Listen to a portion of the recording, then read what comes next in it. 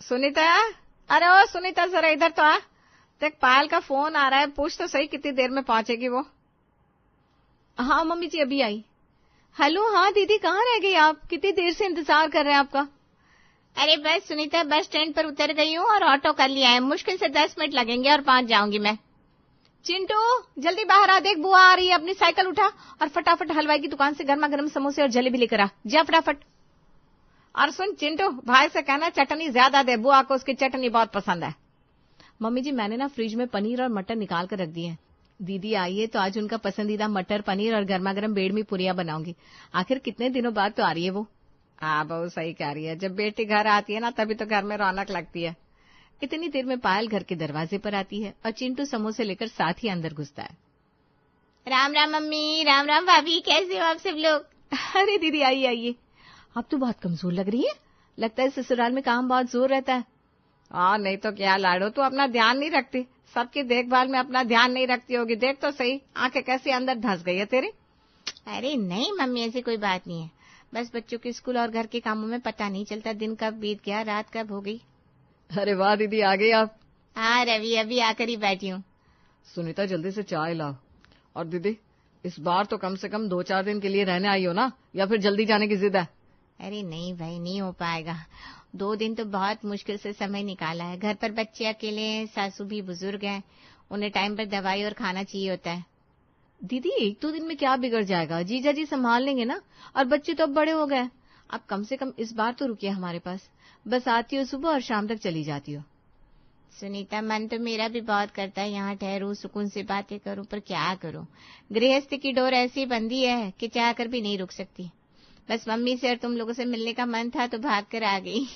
कल दोपहर तक तो निकलना पड़ेगा। बेटा 2 दिन में तो बातें भी पूरी नहीं होती।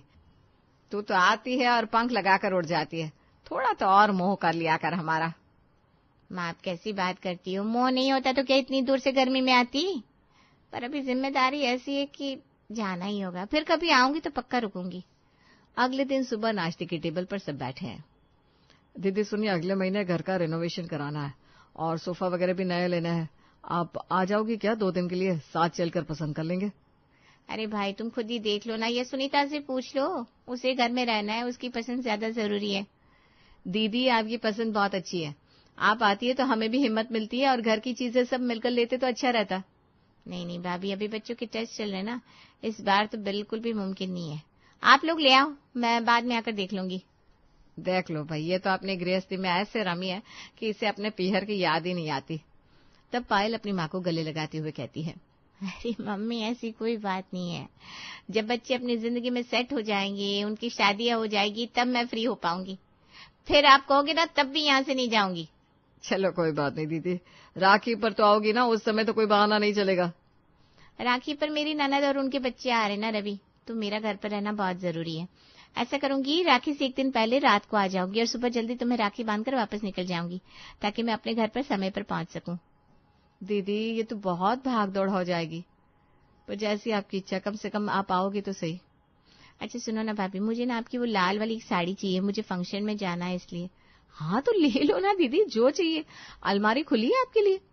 भाभी के कहने पर ननद पायल साड़ी ले गई। 5 साल का समय बीत गया था। अब पायल के घर की सभी जिम्मेदारियां पूरी हो चुकी थी। अब वो अक्सर पीहर आने लगी थी। सुनीता बहू, देख तो सही दरवाजे पर कौन आया है, लगता है पायल आ गई है। अरे अभी तो पिछले हफ्ते दीदी यहाँ रहकर गई थी, फिर इतनी जल्दी आ गई। राम राम मम्मी, राम राम भाभी, कैसे हो? ये बाहर गए हुए हैं, सोचा कुछ दिन आपके पास ही बिता लूं। आजा लाडो आजा, बैठ, बहुत अच्छा किया जो तू आ गई। मेरा भी दिल लग जाता है तू आ जाती है तो। आइए ना दीदी बैठिए, मैं पानी लाती हूँ। चिंटू जरा बुआ का बैग बाहर कमरे में रख दे। तभी पायल बोलती है, अरे नहीं नहीं भाभी, बैग चिंटू के कमरे में ही रखवा दो, मैं 2-4 दिन रुकूंगी। शाम का समय है, सुनीता रसोई में खाना बना रही थी। भाभी आज खाने में क्या बना रही हो, कुछ अच्छी खुशबू नहीं आ रही है? दीदी आज बस लौकी की सब्जी और चपाती बनाई है। चिंटू के पेपर चल रहे हैं ना, तो मुझे उसे पढ़ाना भी है। नालायक है 1 नंबर का, बिना मेरे बैठे पढ़ेगा नहीं। कोई बात नहीं भाभी, आज चिंटू को पढ़ा लो, कल जो मेरा खाने का मन करेगा ना, मैं आपको बता दूंगी, वो बना देना। रात का समय। चिंटू बेटा, ये लाइट कब तक जला कर रखेगा? अरे बेटा इस लाइट को बंद कर दे, वरना मुझे तो ऐसे नींद आने से रही। बुआ जी कल मेरे एग्जाम है, उसके लिए रिवीजन कर रहा हूँ, आप थोड़ा सा एडजस्ट कर लो ना।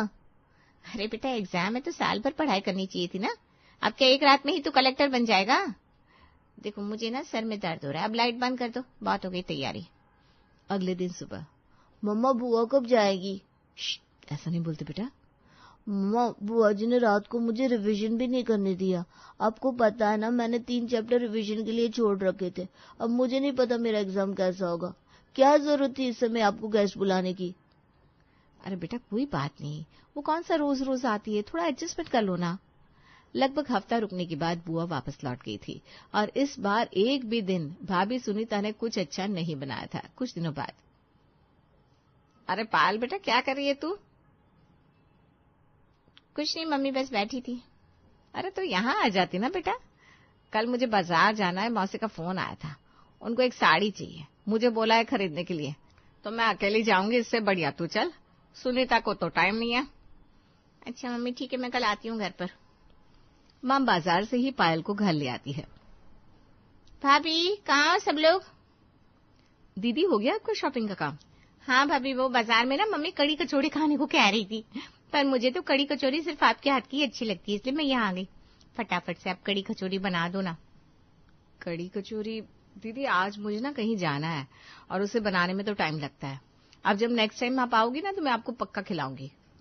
तब तो पायल वहां से चली जाती है, पर कुछ दिनों बाद वो लौटकर फिर मायके आती है। भाभी। हाँ दीदी किचन में हूँ, आ जाओ किचन में। क्या बना रही हो?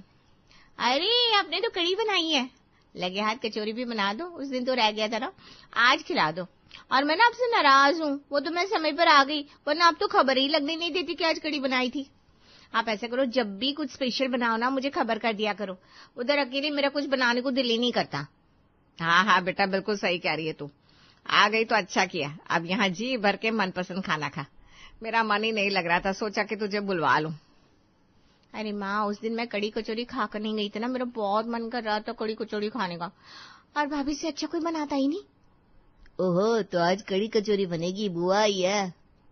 हाँ भाई हाँ बनाती हूँ, अब तो 2-2 जनों की फरमाइश हो गई, एक बुआ की एक भतीजे की, अब तो बनाना ही पड़ेगा। कुछ दिनों बाद फोन पर। मम्मी आपके घुटनों का दर्द कैसा है? आप कल डॉक्टर के पास गई थी ना? अरे नहीं बेटा नहीं जा पाई, रवि ऑफिस से बहुत लेट आया, फिर सुनीता घर के काम में व्यस्त हो रही थी। अरे मम्मी मुझे फोन कर देती, मैं आ जाती, मैं ले जाती आपको डॉक्टर के पास। रुको अभी थोड़ी देर में पहुंचती हूँ, आप तैयार है ना? मैं डॉक्टर के पास ले जाऊंगी आपको। सुनीता, ए सुनीता सुन तो बेटा। हाँ माँ जी। पायल आ रही है, वो मुझे डॉक्टर के पास लेकर जाएगी, तो मेरी साड़ी निकाल दे, वो पहन लूंगी, मेरे घुटनों से तो खड़ा भी नहीं हुआ जा रहा। और सुन कुछ अच्छा बना लेना उसके नाश्ते के लिए। थोड़ी देर में पायल घर पहुंच जाती है, तभी चिंटू खेलते हुए आता है। बुआ अब अभी भी यही है, अब गई थी कि नहीं? अभी बताती हूँ तुझे। यही संस्कार दिए क्या बच्चे को? अब क्या अपने मायके इस छोटे से पूछ कर आना पड़ेगा? बाहर चिंटू की आवाज सुनकर सुनीता अपने कमरे से निकलती है। अरे दीदी बच्चा है, जाने दीजिए। सुनीता इतना कहकर अपने कमरे में चली गई। अगले दिन सुबह। सुनीता जल्दी से नाश्ता लाओ, देर हो रही है। दीदी आप भी नाश्ता कर लीजिए। लाती हूँ। भाभी आज नाश्ते में पोहे बस। अरे भी आजकल तो वो पकौड़े कटलेट समोसे नजर ही नहीं आते। हाँ दीदी आज सुबह आंख नहीं खुली ना, इसलिए पोहे बना दिए, देर हो रही थी ना बहुत, और रोज रोज वो सब कौन खाता है।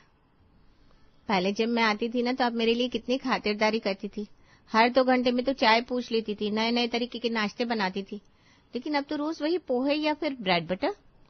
तभी रवि हंसते हुए बीच में बोल पड़ता है। अरे दीदी पहले तो मेहमान की तरह आती थी, अब तो रोज तेरा यहीं बसेरा है। सुनीता बीच में ही जवाब देती है। अच्छा छोड़ो ना, दीदी क्या बनाऊं, कड़ी बनाऊं या आलू मटर की सब्जी? आलू मटर बनाओगी क्या? कड़ी तो पिछले हफ्ते खाकर गई थी मैं। तो घर में यही सब रखा है, इसलिए। चिंटू भी ट्यूशन गया है, बाजार से नहीं तो कुछ मंगवा देती। तभी पायल को उसकी माँ आवाज लगाती है। पायल सुन तो सही, इधर मेरे पास आकर बैठना, मुझे कुछ पर्दे खरीदने के लिए जाना है, चलेगी मेरे साथ बाजार? मम्मी जी पर्दे तो मैंने पसंद कर लिए और टेलर को बोल भी दिया है, वो ले आएगा सब एक साथ। भाभी पहले तो आप मुझे एक एक बात पूछती थी, अब तो खुद ही पर्दे ले आई, मुझसे पूछा तक नहीं। वो दीदी ये रोज की जरूरत की चीजें हैं, इसमें क्या पूछती है आपसे? पायल महसूस कर रही थी कि धीरे धीरे उसके भाई, भाभी और भतीजे का व्यवहार थोड़ा अलग हो गया था। अच्छा माँ, मैं चलती हूँ, ये आ गया। फिर कब आएगी बेटा तू? आ जाती है तो मेरा मन बहल जाता है। देखती हूँ, जब बीच में समय मिलेगा तो आ जाऊंगी आपसे मिलने। तभी माँ रवि को आवाज लगाती है, रवि, ए रवि, कहाँ गया? इधर आ मेरे पास। हाँ माँ। सुन बेटा, पायल को बस स्टैंड छोड़ा और उसको 1000 दे देना। 1000 क्यों? अभी 1 हफ्ते पहले 1000 दिए थे ना। महीने में 4 बार तो आ गई दीदी। मम्मी ऐसे थोड़ी ना दिए जाते पैसे, आप ही तो समझो। मेरे पास अभी नहीं है, मैं नहीं दे सकता, 500 दे देता हूँ। रवि पायल को बस स्टैंड तक छोड़कर आता है। घर आकर, सुनीता, आज फिर मम्मी ने 500 दीदी को दिलवा दिया। मेरा तो देने का मन ही नहीं था। अरे मेहमानों की खातिरदारी तब की जाती है ना जब कोई इंसान मेहमानों की तरह है। दीदी तो महीने में 4-4 चक्कर लगा देती है। अब रोज रोज कहां से लाऊं इन्हें 1000 रुपए देने के लिए? 500 दे दिए, उस पर भी मम्मी का मुंह बन गया। रवि पता है चिंटू भी बहुत चिकचिक करता है। दीदी अब ना रोज रोज आ जाती है, मैं तो इसलिए नहीं बोलती वरना कोई बोल देगा भाभी को ननद भारी पड़ रही है।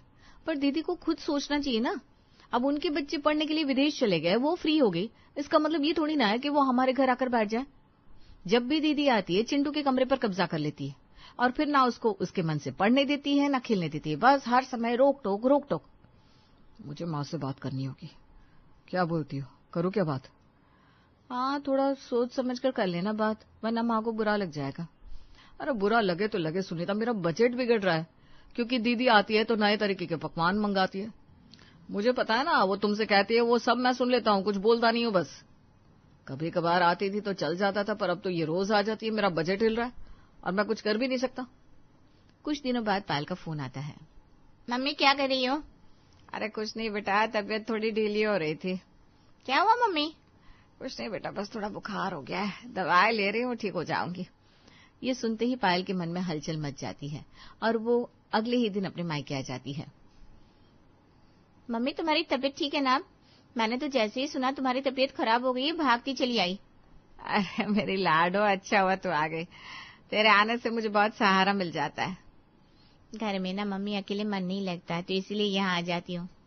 बच्चे चले गए, ये भी बाहर काम करने चले जाते हैं, मैं अकेली घर में। मेरा दिमाग खराब होता रहता है, न खाने का मन करता है न बनाने को। सुनीता अपनी सास को दवाई देने जाती है तो देखती है पायल फिर दोबारा आ गई। कैसी हो भाभी? वो मम्मी की तबीयत खराब थी, सुना तो मुझसे रुका नहीं गया। सुनीता रवि के पास जाती है।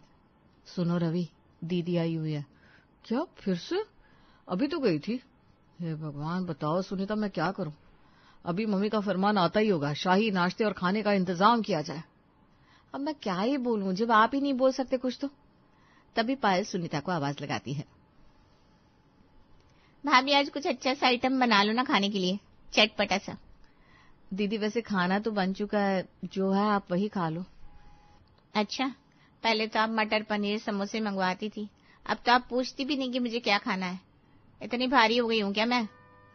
भारी वाली बात नहीं है दीदी, पहले आप साल भर में 1-2 बार आती थी तो हम भी चाव से सब करते थे। अब तो आप आती रहती है तो रोज रोज तो पकवान नहीं बन सकते ना। जो घर में सबके लिए बनता है वही आपके लिए भी बन जाता है। मम्मी देखो तो सही, सुनीता क्या कह रही, अब मैं से भारी लगने लगी हूँ। अरे नहीं लाडो, बहू का वो मतलब नहीं था, पर तू भी समझना उसे घर का कितना काम होता है, ऊपर से बच्चों की पढ़ाई का बोझ। तब रवि भी आता है। मम्मी बहुत सिर दर्द हो रहा है, 1 कप कड़क चाय मिलेगी क्या? भाई देख, मैं आई हूँ और तूने अगर मुझसे हालचाल भी नहीं पूछा, बस चाय की पड़ी है तुझे। अरे दीदी, अब तो आप रोज ही यहाँ रहती हो, अब इसमें क्या रोज रोज हालचाल पूछना। बैठो आप आराम से, मुझे बहुत काम है अभी लैपटॉप पर। रवि ऐसे मत बोल बेटा, वो तेरी बहन है, 4 दिन के लिए आई है तो उससे प्यार से बात कर ले। दीदी बुरा मत मानिए, मैं सबके लिए चाय लेकर आती हूँ। बुरा तो मुझे लग ही गया है सुनीता, पहले तुम मेरे पैर छूती थी, मेरा ख्याल रखती थी, अब तो तुम ढंग से पानी भी नहीं पूछती। दीदी रिश्ते में जब दूरी होती है ना, तभी तक आदर बना रहता है। अब आप घर की मुर्गी दाल बराबर वाली बात कर रही हैं। अब आप मेहमान नहीं रही तो वैसी खातिरदारी की उम्मीद भी मत रखिए। मम्मी सुना तुमने, बहू कैसे जुबान लड़ा रही है तुम्हारी, अब तो मेरा पीहर आना भी दुबर हो गया है। बहू तू मर्यादा मत भूल, पायल मेरी बेटी है और उसका इस घर पर उतना ही हक है जितना तेरा। घर में तनाव बढ़ चुका था, पायल की आंखों में आंसू थे और मां गुस्से में थी। तब रवि ने आगे बढ़कर पायल के कंधे पर हाथ रखा और बहुत ही शांत लेकिन गंभीर स्वर में कहा, बस दीदी अब बहुत हो गया, आप रोना बंद करो और मेरी बात को ठंडे दिमाग से समझो। सुनीता ने कुछ गलत नहीं कहा है और ना ही आपकी इज्जत इस घर में कम हुई है। फर्क बस इतना है कि पहले आप साल 6 महीने में एक बार आती थी, तब आपका मेहमान की तरह स्वागत होता था। आज आप हर हफ्ते यहाँ होती हो तो अब आप मेहमान नहीं, इस घर का हिस्सा बन गई हो। तो भाई क्या इस घर के हिस्से को अपनी पसंद का खाना मांगने का हक भी नहीं है? हक है, पूरा हक है दीदी, पर उम्मीदें गलत है। परिवार में जो बनता है वही सबको खाना पड़ता है। ये घर पापा ने हम दोनों के लिए बनाया था। आपका यहाँ पूरा अधिकार है। हमें बहुत अच्छा लगता है आप आती हो, माँ को संभालती हो, माँ का भी आपके साथ मन लग जाता है। लेकिन दीदी अब आप हमसे वो मेहमानों वाली खातिरदारी की उम्मीद मत करो। अपने भाई के बजट और भाभी के काम का ख्याल रखा करो। मैं समझ गई तेरी बात, पर रवि खाऊंगी तो मैं मटर पनीर ही। चल चिंटू, पनीर खरीद के लाते हैं बाजार से। आज मैं बनाऊंगी मटर पनीर, खाएगा ना बुआ के हाथ का? सच में? पर आप मुझे चॉकलेट दिलाओगी, वो डेयरी मिल्क वाली? क्यों नहीं बेटा, भाई भाभी सही कह रहे हैं। मैं मेहमान नहीं, घर की सदस्य हूँ, तो फिर आव भगत की उम्मीद क्यों? जो खाना हो मैं खुद बनाकर खा सकती हूँ और सबको खिला भी सकती हूँ। रवि की समझदारी से एक बड़ा विवाद समय रहते टल गया था और रिश्ते अपनी गर्माहट के साथ ताजा थे।